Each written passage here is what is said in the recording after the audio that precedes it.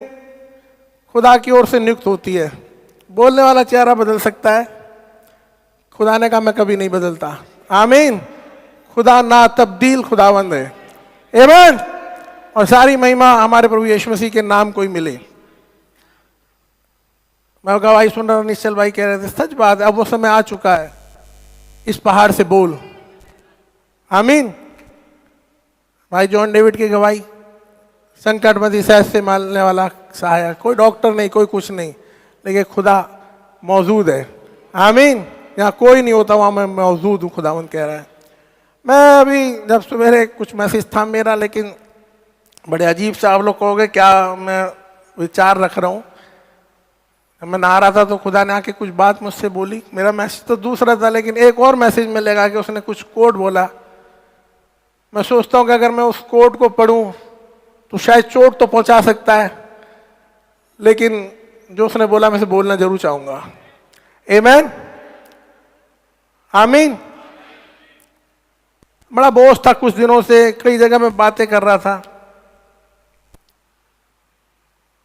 और एक मैसेज नबी का मैं पढ़ रहा था, शर्मिंदा भविष्यवक्ता। आमीन। जो शर्मिंदा हो रहा है, तो मैं अपने घर में कह रहा था,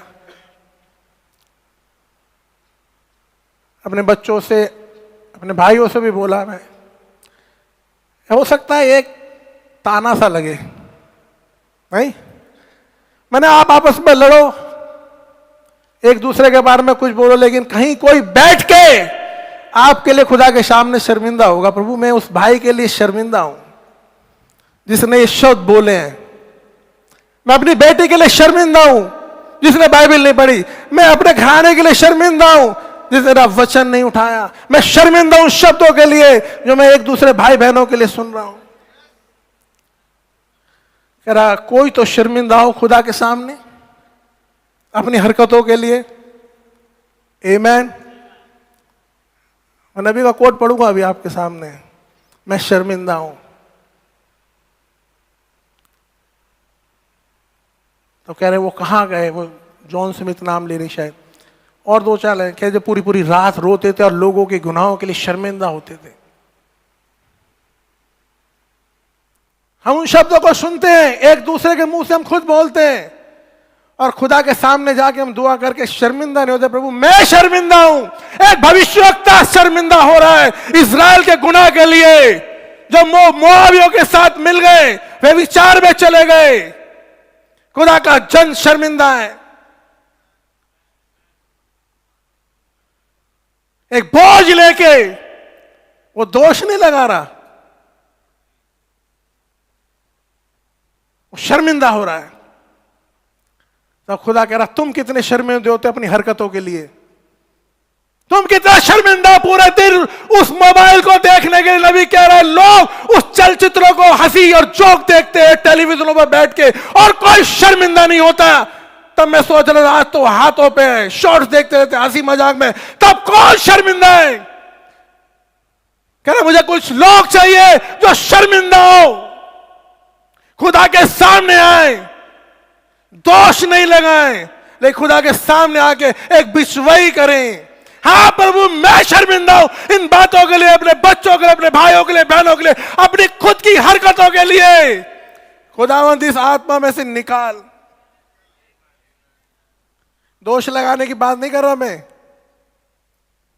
कंडमनेशन में नहीं लेके आ रहा। खुदावंद कह रहा तुम तो शर्मिंदा हो जाओ अगर तुम्हें दिख रहा है तो। आमीन।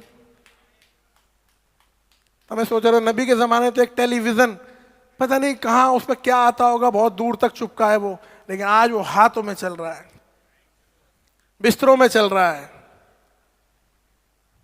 आप सहमत हो मेरी बात से? और हम बस उंगली चला रहे हैं।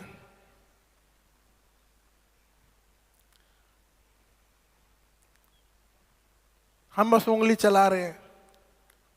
खुदा कह रहा कौन शर्मिंदा है कि आपके बच्चे क्या देख रहे हैं, आपके बच्चे किसको वीडियो कॉल कर रहे हैं, तुम खुद क्या कर रहे हो।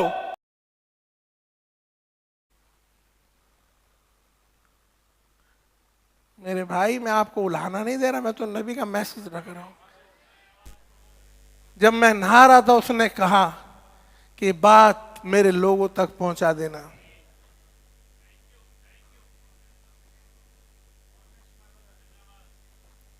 आमीन। इसमें मैं भी शामिल हूं। अभी भाई ब्रैनम की दुआ सुनना, वो भाई ब्रैनम क्या कह रहे हैं, अपने लिए भी बोल रहे वो। सुनना चाहोगे आप? मेरा मैसेज दूसरा है, लेकिन खुदा यहाँ मौजूद हो जाता है। जब उसकी वर्शिप करते आते हैं, हमसे पहले यहाँ मौजूद होता है। तो मेरी यही वो है, किसी चेहरे किसी इंसान को मत देखो, खुदावंद को देखो, खुदा क्या कह रहा है। आमीन। सुनना चाहेंगे भाई ब्रैनम को?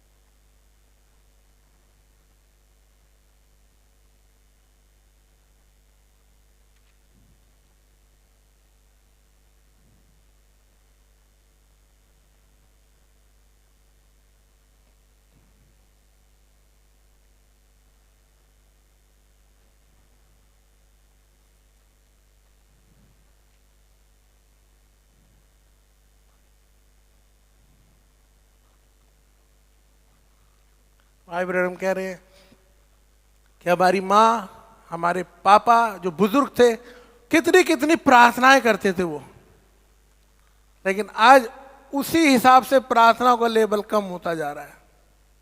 आमीन। वो रात रात भर प्रार्थना करते थे, हम मिनटों में भी नहीं करते। आमीन। भाई ब्रैनम की मैं ये कमेंट पढ़ता हूं।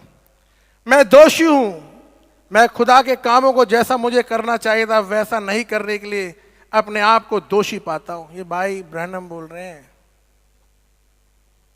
मैं इस बात का इकरार करता हूं कि मैं गलत हूं। मैं खुदा से प्रार्थना करता हूं कि मुझ पर दयालु होवे। मैं देखता हूं कि मैंने कई अवसर छोटी छोटी पुरानी महत्वहीन बातों के कारण, जिनका कोई अर्थ नहीं था, कई बार खो दिए। जिन बातों का कोई मतलब नहीं, उन बातों में हमने खुदा को खो दिया, बजाय हम खुदा को पकड़ते। कह रहे अवसर मिले हमें, लेकिन बेकार की बकवास और अर्थहीन बातों में हमने उस अवसर को अपने हाथ से जाने दिया। सुसमाचार का सेवक होने के नाते आपके समक्ष मैं अपने आप से शर्मिंदा हूं। मैं खुदा के सामने पश्चाताप करता हूं और खुदा से और कलीसिया से निवेदन करता हूं कि खुदा के काम के प्रति इतना ढीलापन होने के लिए मुझे क्षमा करें। खुदा की दया और खुदा की सहायता से मैं अब कभी भी नहीं सुनूंगा कि क्या हर एक आपसे कुछ ना कुछ कहने के लिए कोशिश करता है। लोग अपने अपने प्रोग्राम आपको बताने की कोशिश करते हैं। वो कह रहे हैं उनके पास एक कार्यक्रम है, उनके पास आपके करने के लिए कुछ है। बड़ी अर्थहीन बात। मैं खुदा का कार्यक्रम जानता हूं, वह इस बाइबल में लिखा हुआ है, और सुसमाचार का सेवक होने के नाते मैं अपने आप से शर्मिंदा हूं। 10 लाख आत्माएं जीती जा चुकी, परंतु मुझे 1 करोड़ आत्माएं जीतनी चाहिए थी। मैं बहुत पीछे रह गया।